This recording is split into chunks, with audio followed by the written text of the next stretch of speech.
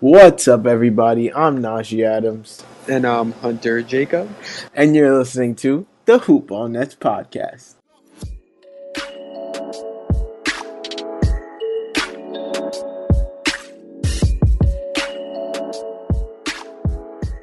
So, we probably sound a little different, or somewhat different, or worse. Probably not better, but definitely maybe worse. This is the first ever podcast we're recording where we're not like right next to each other and in person. So, we're recording it over Skype using some app that I don't even really know the name of. But the reason we're doing so is because, like we've said multiple times, we're in college and it's a lot. Like, my dorm has certain, like, check in, check out, sign in, sign out rules where you have to be out by a certain time and stuff like that. And Hunter also lives a decent distance away from school. So it's a hassle for him to come back and forth and get here at certain times because we're both really busy people.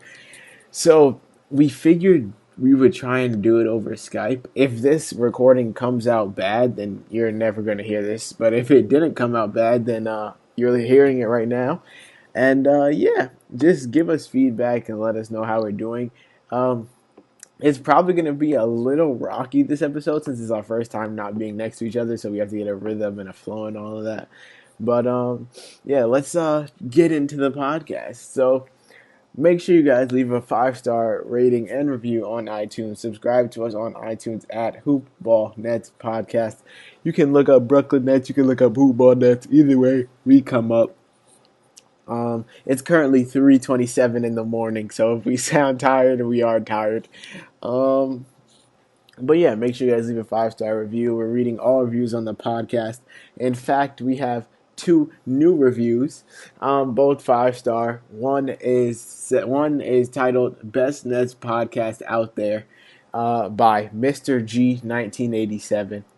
What's up, guys? I just want to say I love your pod, and I think it's the best Nets pod around. The jokes, information, and creative segments keep me coming back. Keep up the great work. Thank you. We appreciate it. We try. We're going to keep trying. And yeah, on to the next one. It doesn't get any better than this with 4 exclamation points by Sammy by the Sea. Nets basketball, 2 great hosts, and a ton of info. I hope you guys continue to keep up the consistency, and I love the pod. Keep it up, Najee and Hunter. Thank you, guys. We both appreciate it, Mr. G and Sammy by the Sea. Hopefully we can keep it up. Hopefully we can make you proud, and we appreciate you leaving a review. Everyone else, please go leave one as well. You can follow us on Twitter at HoopBallNets. And shout out to Hawaiian House Kona Coffee Company for sponsoring this podcast and every other Hoopball podcast. You can find them on Twitter at Hikona Coffee, Hikona Coffee. And you can search them up on Amazon. Amazing coffee. Make sure you go check them out. I definitely need some right now because I'm super tired. But yeah, since the last time we've recorded, the Nets have played 4 games. They played the Nuggets, they played the Bulls, they played the Raptors, and they played the Cavs. They went 2-2 in those 4 games, and now we just hit the All-Star break after their game against the Cavs tonight. So, just recapping the game against the Nuggets, since that was the earliest one of the 4 we're talking about. They won that game 135-130, which is big because the Nuggets are the 2 seed in the West. So that's a big win for the Nets. Just recapping the game, the Nets lost. The turnover battle was tied 13-13. They got out offensive rebounded 12-5 and got out rebounded 48-40 and still managed to win the game. The thing that stood out in this game was the 3-point percentage. The Nets shot 56% from 3, and it didn't seem like anyone was really missing because everyone on the team who took more than 3 threes made at least half of them. Yeah, like Hunter said, the Nets shot 55.9% from 3, and the Nuggets shot 37.1%. They actually attempted basically the same amount. The Nuggets took 35, the Nets took 34. The Nets honestly got lucky because the Nuggets outscored them 43-27 in the last quarter. So they just managed to hang on to the lead thanks to their 42-point quarter in the second. This was in the Barclays Center. Mason Plumlee really went off. Mason Plumlee, the Nets basically got lit up by their big men for the most part. Mason Plumlee, 28 minutes, 24 points, 10 of 12 from the field, 6 rebounds, and 3 blocks. And Nikola Jokic had another triple-double. He had 25 points, 14 rebounds, 10 assists on 8 of 13 shooting. He's had a lot of triple-doubles this year. He's probably the most versatile big man in the game. Easily. I remember one of our friends was trying to tell us that Nikola Jokic is worse than Kristaps Porzingis. The craziest thing. We were heavily against that argument. I don't even think that it is an argument. Like, there's no Not way. anymore. It could have been an argument last season, but not really anymore. Yeah, there's not a chance Nikola Jokic is worse than Kristaps Porzingis. But yeah, honestly, the Nets didn't just get lit up by the big men. They got lit up by basically like 1, 2, 3, 4, 5, 6 players on the Nuggets had double-digit scoring numbers. Malik Beasley, 17 points of 7 of 15 shooting. He didn't do much else. Shout out to Beasley and Monte Morris. Both of them have played so well while Gary Harris is out. And they've made a name for themselves. They're the reason the Nuggets might go far in the playoffs. Yeah, Monte Morris was playing well when Jamal Murray was out. Jamal Murray came back, and he's still playing decently well. So, and Malik Beasley's playing well with Will Barton in the lineup. So we'll see what happens when Gary Harris comes back too. Yeah, that's even one like Monte Morris and Malik Beasley are probably going to end up coming off the bench, but that's a pretty sick bench backcourt. And also Isaiah Thomas. And Isaiah Thomas just got back. Yeah, that's. I mean, what are they going to do? Put Malik Beasley at the 3? I mean, he might stay starting depending on how good Gary Harris is. So. Yeah, true. I mean, I thought there was a chance at the deadline the Nuggets moved on from Gary Harris because they had Malik Beasley, but I doubt it anymore since the trade deadline's gone. They might trade him in the summer, but as for right now, they're going to try and make their championship push. Yeah, Monte Morris, 18 points, 27 minutes, 8 of 14 from the field, 5 rebounds, and 5 assists with no turnovers. Trey Lyles, 22 minutes, 5 of 10 from the field, 5 rebounds, and 1 assist. And, yeah, on to the Nets. Roddy had 7 players in double figures as opposed to the Nuggets 6. And, honestly, D'Angelo Russell had a great shooting and passing game in this one. He had the best performance of the actually. Yes, no, he had the best performance of the game. Him and Damari Carroll, because Damari Carroll only played 28 minutes and had 18 points, 10 rebounds, 6 assists, and 4 steals. Yeah, but all of his points came off of free throws. All right, and that's what happens with James Harden. And what credit does he get? All of it. Okay, but he also gets 15 rebounds and 20 assists. So that's just wrong. But I see where you're coming from. But D'Angelo Russell had 27 points, 6 rebounds, 11 assists on 10 of 23 shooting with 6 threes on 9 attempts. Yeah, Damari Carroll, 18 points, 28 minutes, 3 of 8 from the 3-point line, 3 of 8 from the field, 2 of 4 from the 3-point line, 10 of 13 from the free throw line, 10 rebounds, 6 assists, and 4 steals. Actually, the 4 steals, yeah, he had probably the best game of the night. I was about to say the best game of the year. Definitely not.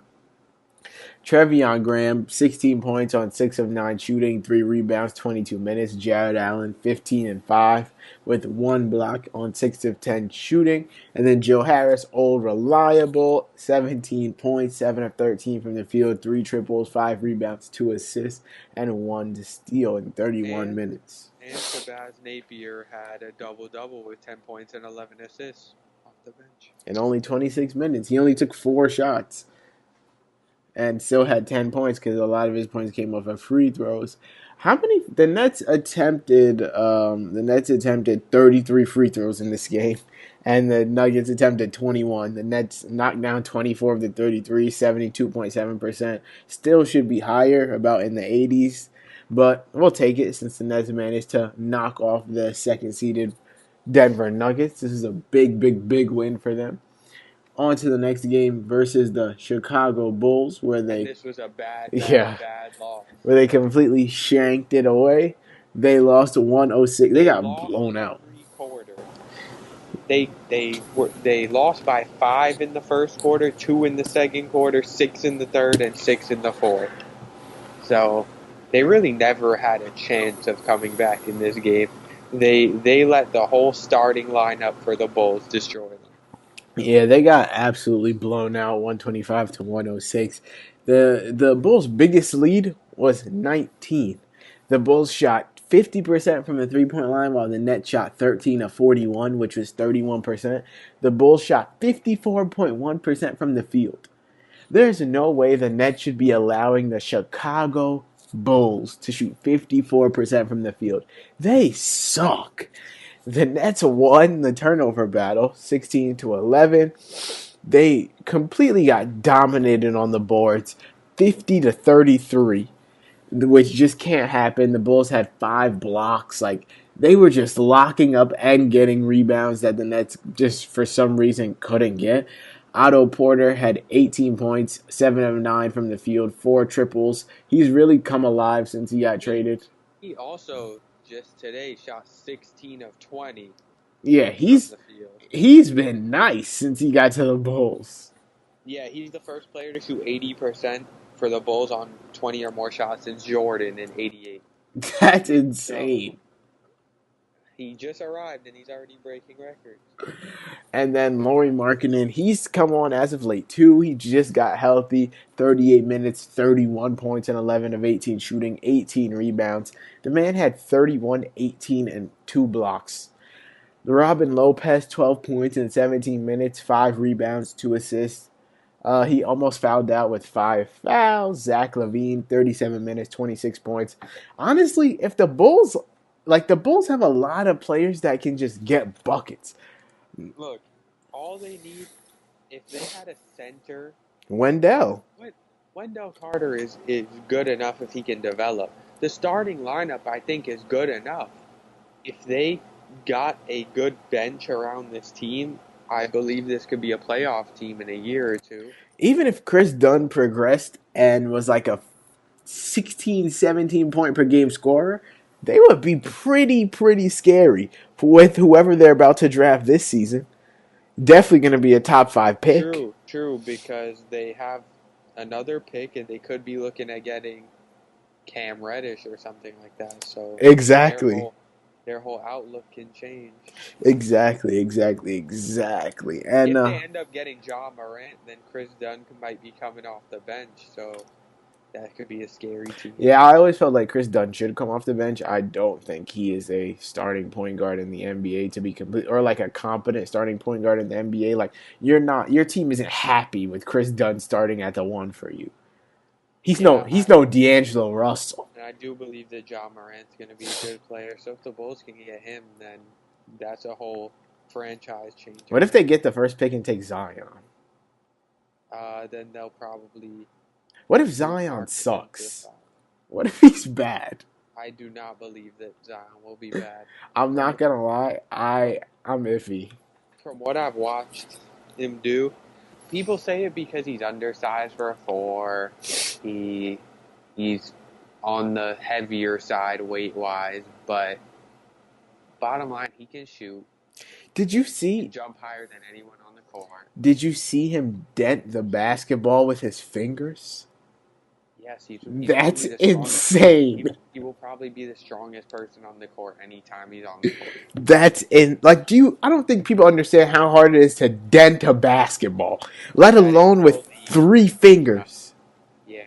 That's full, not your regular take-home basketball you've had for 15 years in your garage. No, a regular NCAA basketball full of air, and he's denting it with 3 fingers. That's some people can't even dent it with their full weight, putting their foot on it. That's insane, yo. But yes, enough gushing about Zion. This was Caris Levert's first game back. He received a standing ovation. He is still getting back into the swing of things. He only played 14 minutes. This might have been his best game out of all the games that he's played so far, even Yeah. if he only played 15 minutes. Yeah, he had 11 points on 5 of 11 shooting, almost got the D'Lo special there. 2 rebounds and 4 assists. He had 5 steals though. And Yes. for your first game back, 5 steals is pretty amazing. And he was one of 2 players on the roster, along with Trevion Graham, to have a plus-minus that was positive. So yeah, we're super happy Caris Levert is back. Of course, it's gonna take some adjusting for him and D'Lo to start playing together because when Caris Levert was averaging 19, D'Lo wasn't really eating, and now D'Lo's an all-star. Caris Levert is used to closing the game and having the ball in his hands most of the time. It seems like through the games that we've watched so far, with Caris being still injured, that he's willing to like relegate the scoring to D'Lo and like know that he's the number one option on the team now, which kind of sucks if I'm Caris Levert because like that could have been me. All right, so credit to Alan Crabb, who we didn't want in the rotation upon his return. He actually has shot the ball really well since he came back. In this game, he had 19 points on 7 of 12 shooting, 5 of 9 from 3. Yeah. And if he and Joe Harris continue to shoot the 3 as well as they have over the last few games, it's going to be scary down the stretch to stop the Nets. Yeah, over the past 4 games, Alan Crabb is playing 24.8 minutes and knocking down shots at a 54.1% clip. Like, that's pretty good. 54% shooting in 25 minutes, 3.5 threes per game. That's extremely good. D'Angelo Russell, 32 minutes, 23 points, 8 of 21 from the field, 1 of 8 from 3, 6 assists, 3 turnovers, 2 steals. Wasn't a crazy game, but still, 20-point game. Joe Harris, 19 points, 7 of 13 shooting, 3 of 7 from the 3-point line. Jared Allen had 12 and 10 on 4 of 8 shooting, had 1 block. Seems like Jared Allen seems to get at least 1 block every game. Like, he's not going out without at least 1. And then, nothing else really big from this game. DeMarre Carroll didn't contribute too much, but the big storyline from this was Caris Levert returning finally. And we're glad to have him back. On to the next game against the Raptors. The Nets lost 127 to 125. Super hard fought game. Really came down to the Raptors having Kawhi Leonard, who hit like a bank shot from the mid-range. Interesting stat that I saw today, the Raptors are actually 13-3 without Kawhi Leonard. They definitely only won this game. Yeah, they're a extremely good team, especially now that they added Marc Gasol, crazy deadly. Rodion Kuruc, 16 minutes, didn't play extremely well. And the thing that I've noticed is that like Kuruc plays, like him and Crabbe are like so polar opposite. Like they never play well at the same time. They like Crabbe only plays well when Kuruc is playing bad or not playing at all. Like Kuruc only plays well when Crabbe is injured or not playing at all. On to like the matchups. The Raptors shot 29% from the 3-point line and still won this game, while the Nets knocked down 23s and the Raptors knocked down 9. And they somehow still won this game. The Nets shot 52.3% from the field. Raptors shot 54.3% from the field, and the Raptors out-rebounded the Nets by 9. On to the box score. Kawhi Leonard, a monster, 34 minutes, 30 points, 10 of 20 from the field, knocked down all 9 of his free throws. He was only 1 of 5 from the 3-point line, but he added 8 assists and a steal. It's crazy that the Raptors are bringing Marc Gasol off the bench now. And no matter who the opponent is, they brought him off the bench. And in this game, he had 16 points, 6 rebounds, a steal, and a block on 7 of 9 shooting. Marc Gasol off the bench, like their bench center is better than half the league starter. They started Serge Ibaka, who had 18 points, 12 rebounds, and 2 blocks on 9 of 13 shooting. And then, of course, they have Pascal Siakam at the 4, most improved player probably. 17 points, 4 rebounds, 4 assists, 2 steals on 6. Is he the most improved player, though, or is it D'Angelo Russell? It's him. He had 44 points today. I mean, D'Angelo Russell's an all-star, and he was absolute nothing last year. So, I mean, I'm not going to lie. I feel like people are sleeping on D'Lo for most improved player. I don't know. I just think Pascal was literally nothing. Yeah, he was absolutely garbage. Like, nobody knew who he was at all. And now he's dropping 50 and 40 and stuff like that. But I feel like D'Lo going, like, the story, they just had a Bleacher Report article on him today. Like, he's getting a lot of press coverage. His story is actually pretty good, with Magic Johnson basically telling him he's useless to now being an all-star on the Nets, making the playoffs. I feel like if it's not Pascal Siakam, it has to be D'Lo. Like, they're 1 and 2 when it comes to that. And then honestly, someone who's been underwhelming as of late, Kyle Lowry, 13 points, 5 of 9 from the field, 6 rebounds, 7 assists, no turnovers. Solid game. Yeah, but like from an all-star caliber point guard who people were saying should be in it over D'Lo and Chris Middleton. Look, it's the same thing that everyone says about players on the Warriors. He doesn't have to do so much when he's distributing the ball like this. Okay, but the Raptors aren't as good as the Warriors. But this season, they almost are. Not a chance. They don't have the talent level of the Warriors by a long shot. I mean, right now they have 5 all-star caliber. Okay, so I'm not even. Yeah, we know that the Warriors are better. There's no reason to match it up. Are better, obviously, but the Raptors are stacked enough to the point that Lowry cannot have to do as much. He doesn't have to carry the load and score 30. I mean, I don't think Lowry's capable of carrying the load anymore. If if Kawhi Leonard wasn't on this team, the Raptors wouldn't be a playoff team. And they didn't have Marc Gasol still. But they're 13-3 without Kawhi. That's 82% win percentage, better than theirs with him. Okay, 13-3. That's different when you extrapolate it throughout a whole season. I'm sure they wouldn't make the play. Let me rephrase it. They'd probably be like a 7 seed. No way. They wouldn't be better than the Nets. No, they wouldn't be. They would not be better than the Nets. They probably would have won this game without Kawhi. That's literally false. He was the reason they won. They would play a whole different dynamic. Kawhi had -7 when he was on the court. Only player capable of making the shot that Kawhi made is Kawhi Leonard on the Raptors. They're taking one possession. Restart the game without Kawhi, and they play a whole different way. He dropped 30. They play with Norman Powell and OG. Norman, exactly. That's already a disadvantage. Siakam, Cook, Jared Allen, There's no way Pascal Siakam is hitting a game winner though. He's already done it multiple. Okay, so take Kawhi out the game, who's also lockup, and I'm sure someone on the Nets starts going crazy too. D'Lo already had 28. Allen Crabbe had 22. Obviously, Kawhi's a good player, but they would be a top 5 seed without him. They definitely wouldn't be a top 5 seed. They would not be better than the Nets. They'd be better than the Nets, Hornets, Pistons, Magic. They'd be better than all the teams you just said except the Nets. But if that's true, then they'd be the 6th seed, not the 7th seed. I give them 6, 7, 8. One of them top 6, sure. I mean bottom 6. I mean bottom 3. There we go. On to the Nets. Joe Harris, 24 points, 7 of 9 from the field, 7 of 8 from 3, 3 of 3 from the free throw line, 2 rebounds, 4 assists, 29 minutes. D'Angelo Russell, 28 points, 33 minutes, 10 of 22 from the field.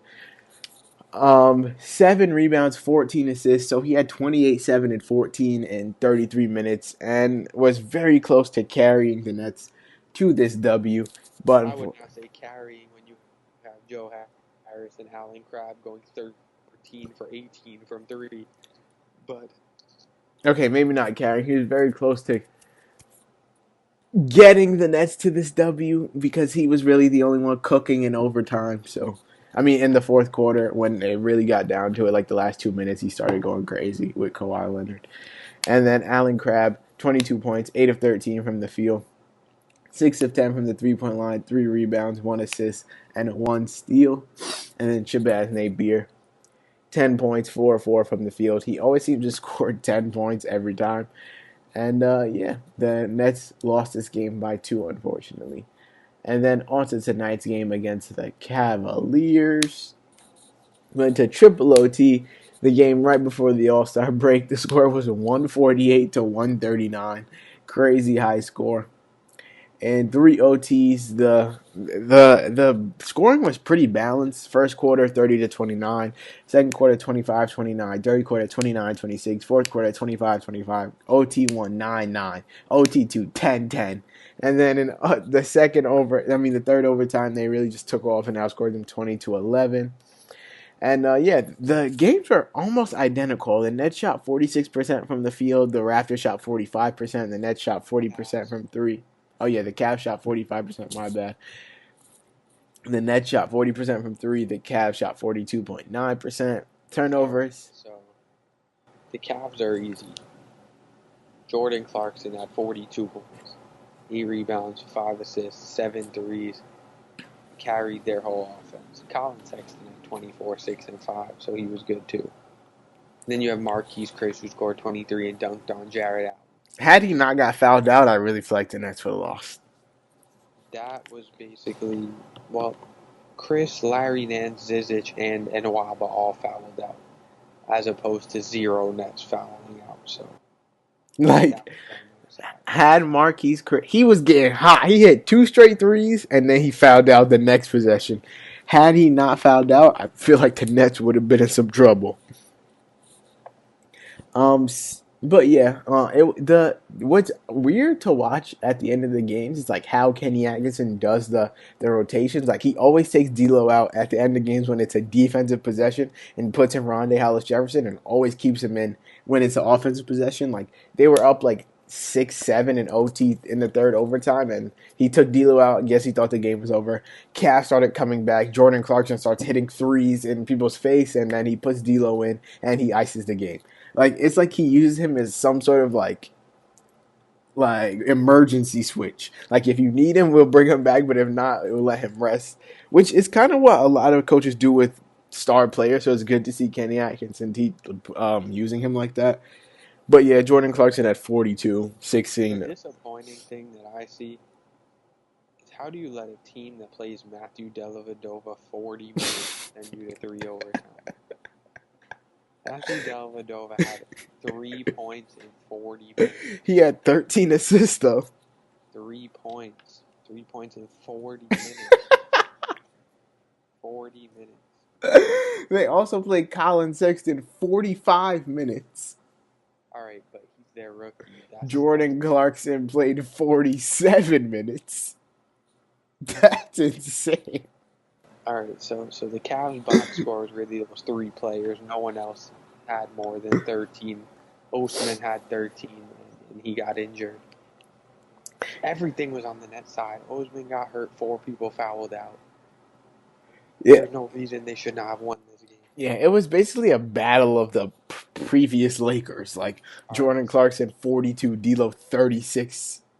On the net side, what I really want to point out is how Rondae Hollis-Jefferson's the only player on the team with a negative plus minus, and it was a negative 22. That's horrible. That is just god awful. And also, he only had one hot stretch where he scored 12 of the net 17. He scored 12 points in the fourth quarter, which is the most for a fourth quarter in his career, most in any quarter this season. I heard someone tweeted on Twitter, Rondae Hollis-Jefferson has never made an easy layup this entire season, and that's so facts, because every time I see him take a layup, it's always some twisting through the lane, left hand Euro step, also, up and under. I am not a fan of him attempting to shoot threes because he was 0 for 2 in this game. He should never do that. D'Lo took 15 threes. He took. So the best performance in this game was so clearly Joe Harris again. Yeah, it was Joe Harris. 9 for 12 from the field in 48 minutes. 4 of 5 from 3, 25 points. The man can do no wrong. Yeah, DeMarre Carroll, 18 points, 45. Oh, voice crack. That was crazy. 45 minutes, 18 points, 5 of 13 from the field, 3 of 5 from 3, 5 of 5 from the free throw line, 7 rebounds. Step back. Yeah, can we talk about that? That was sick. All right, so the play was drawn up. where he either gives a handoff to Joe Harris in the corner or he passes it to the guy at the top of the key. Allen Crabbe. And Allen Crabbe was being hugged by his defender, and Joe Harris was being well guarded on the handoff play. So Damari Carroll sees that, watches Jordan Clarkson's eyes, and does a step back wide open three and sends it to triple overtime. That was like you could see the whole Nets bench just erupt. Best D'Angelo, bench in the league, by the way. yeah, definitely the best bench in the league. They're the bench mob. But D'Angelo Russell tweeted that it's the most fun he's ever had in his entire life. Like they're so down for each other that it's just amazing to see. Like they've really built a culture there.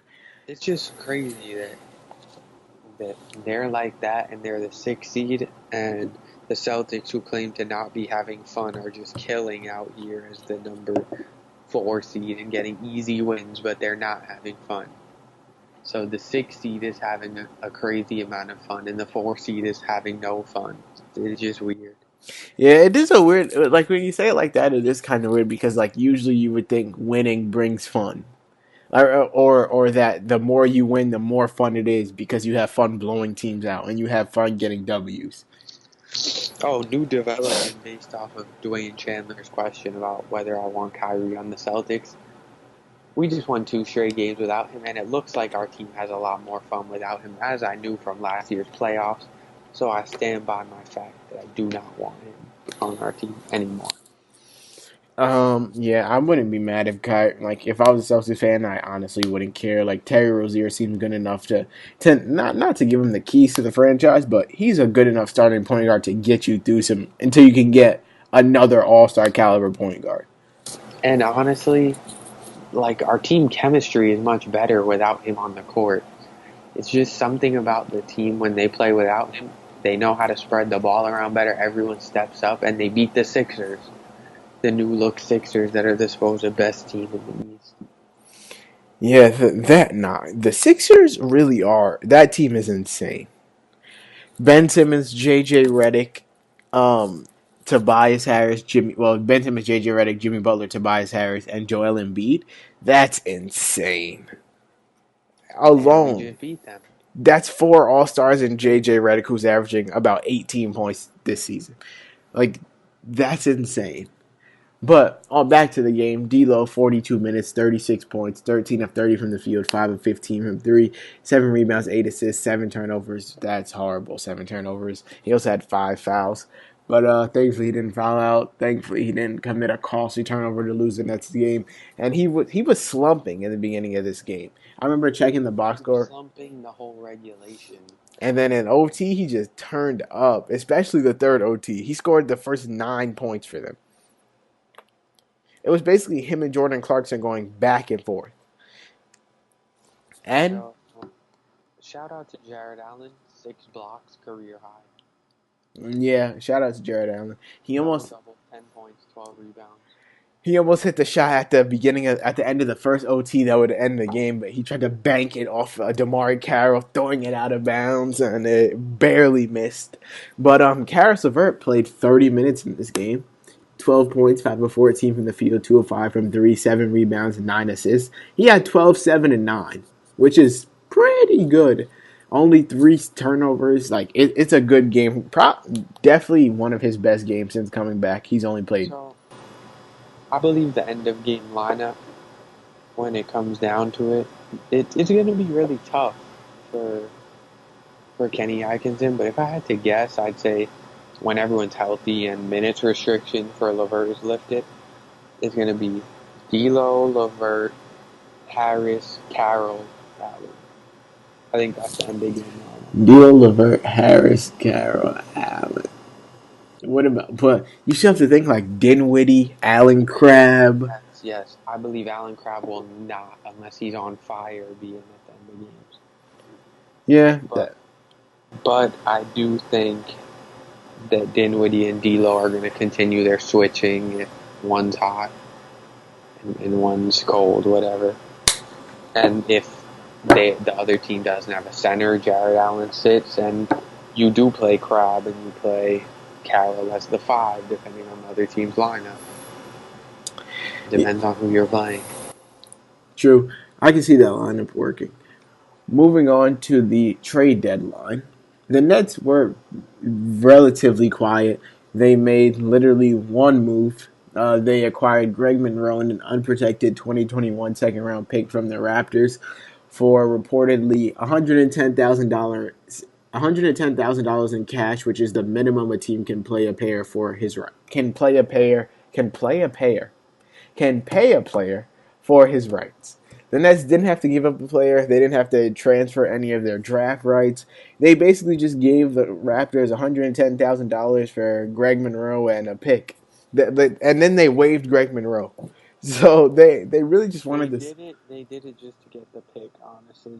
Yeah, they literally did it just to get the pick. I'd give the move an A. Like, why would you not? You lost absolutely nothing. So he bought the pick for $640,000. Essentially, that's basically what it cost. And I mean, they used a second rounder on Crooks last year, so why would you not want to risk it and get another second rounder? Exactly. It makes sense. It says Brooklyn also. The Nets also came close to another deal. The Nets and Grizzlies discussed a swap of Allen Crabbe and Denver's first rounder for Garrett Temple and JaMychal Green, but they instead flipped those two for Avery Bradley's semi-expiring deal. So if I would have rather them do honestly, they would have got a Denver first rounder, which would obviously be bad. So I'm content with. Yeah, I'm content with the one they did. Yeah, I'm content because bottom line, JaMychal Green and Garrett Temple would not have fit on this team anyway. JaMychal Green, it might fit because we need a power forward. But Garrett Temple would really have no use because he's just a veteran version of the guards that we have right now off the bench. Like, he doesn't offer anything extra that Avery Bradley would first. Like, let's say they got Avery Bradley, I'd rather them get him than Garrett Temple. Also, a Denver first rounder is basically the same as a second rounder. Like, it's their pick for the next 5 years is going to be late in the first round. So the only thing that trade would have done was get Allen Crabbe's contract off of the Nets books, but he's playing well right now, so I'd say they just let it rock. But what we do have to talk about is they're definitely going to have to max D'Lo. There's no way around it anymore. He's an all-star, dropping 30 and 40 a game. Some team is going to give him a max. Whether it's the Suns, some team is definitely going to give him the Pelicans. Like, some team is giving him a max. So you have to, the Knicks, they're going to have to match him. And unless they are content with letting Dinwiddie rock out as their point guard. Which I doubt, but because he's very locked in as the sixth man, which is a good role for him. That's why I just felt like they should have gave him the little qualifying offer, extending him before he started eating, so they could have got him for a discount. But nope, now he's out here dropping 30 and 40, and he's going to get the max. So now that's one max slot the Nets are done. That's basically taken up for them. So now, and I don't know if Tobias Harris is going to leave the Sixers. We never talked about that. I feel like that was a bad move for the Nets.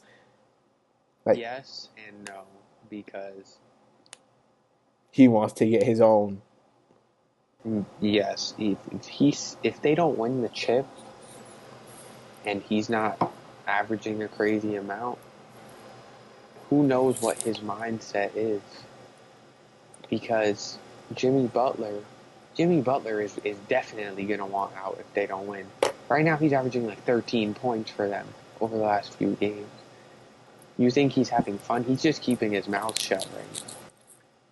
That's true. I don't think Jimmy Butler is enjoying himself. I don't think he's enjoying himself at all. I think the only two players the Sixers are going to have at the beginning of next season is Ben Simmons and Joel Embiid. They could have Tobias at the 3 and get somebody else and let Jimmy Butler go. What if they max D'Lo? That would be dumb. Imagine, though. They played together in high school at Montverde. True. I want to say though, I was disappointed that the Nets didn't end up getting Nikola Mirotic because the Bucks got him for Jason Smith, Stanley Johnson, and 4 second-round picks. Now, the 4 second-round picks sounds a little crazy, but when you think about the players, Jason Smith and Stanley Johnson, the Nets definitely could have done better than that. But I don't think they were willing to give up any of their young core, including Rondae Hollis-Jefferson, for Nikola Mirotic, because they're pretty confident they're not going to win the chip. Like, they're happy just to be in the playoffs. So they don't want to do something too crazy and give up a piece of their young core who could end up being good for Nikola Mirotic, which I understand, of course. But, yeah. Wait, do you want the Nets to explore buyout market options? Of course I do. I mean, Enes Kanter was really one of the good ones left. He got bought out. He got signed by the Blazers. There is one specifically that. Who, Carmelo? Yeah. Definitely. The Nets should definitely sign him. No. Who are you talking about? I was talking about Markieff Morris. Oh, yeah. Markieff. The one on the Nets.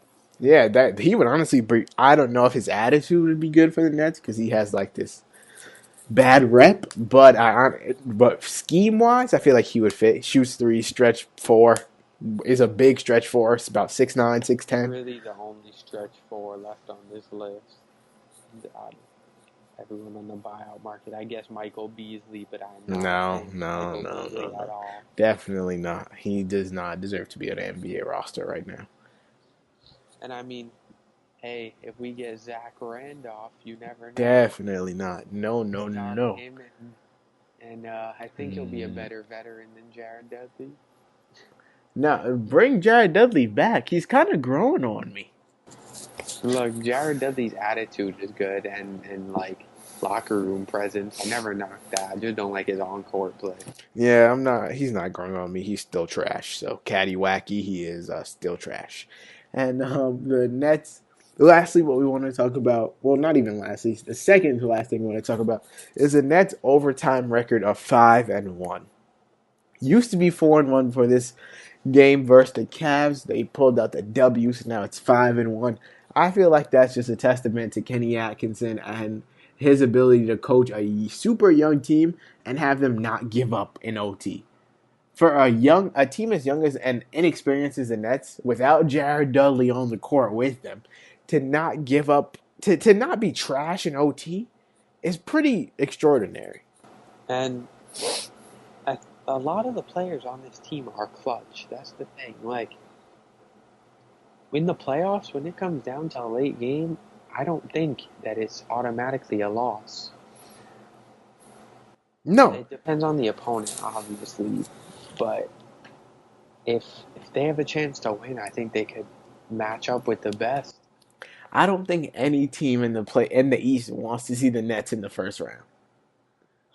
If I was the Nets, I'd be happiest to see the Pacers. The Pacers and the Sixers. The Pacers, I'm guaranteed we can beat them. Like, I'm 90% confident we're on to the second round. Are not clutch. That's the bottom line. Yeah, but they have a lot of star power. Stars that cannot make shots when it matters. They're not clutch. None of them are clutch. Yeah, they won't have to be clutch if they're blowing us out by 30 come the beginning of the fourth quarter. The team that you do not want to see, not even just because I'm a Celtics fan, it's because if Kyrie is playing, he just knows how to make the shot at the end of the game. I don't think the Nets want to see the Raptors. I don't think the Nets want to see the Bucks. I don't think the Nets want to see the Celtics. The Bucks more so out of the three between the Raptors and Celtics, my opinion. I believe the Raptors are the definite who you don't want to see right now. I think the Bucks are who you don't want to see right now. I think the Raptors could definitely get upset in the first round by the Nets. I mean, there's a chance that they got the Nets smacked them early in the season. They almost beat them today. I mean, a couple days ago. There's a chance that if the Nets get it together, they could make the conference finals. Imagine that. We were talking about this yesterday. Imagine they play the Pacers in the first round, stomp them out, and then they play They play the Bucks, the Raptors. They play the Raptors or the Sixers or the Bucks in the second round. stomp them out, and then they play the Celtics in the conference finals, and somehow the Celtics. Imagine the Nets in the finals.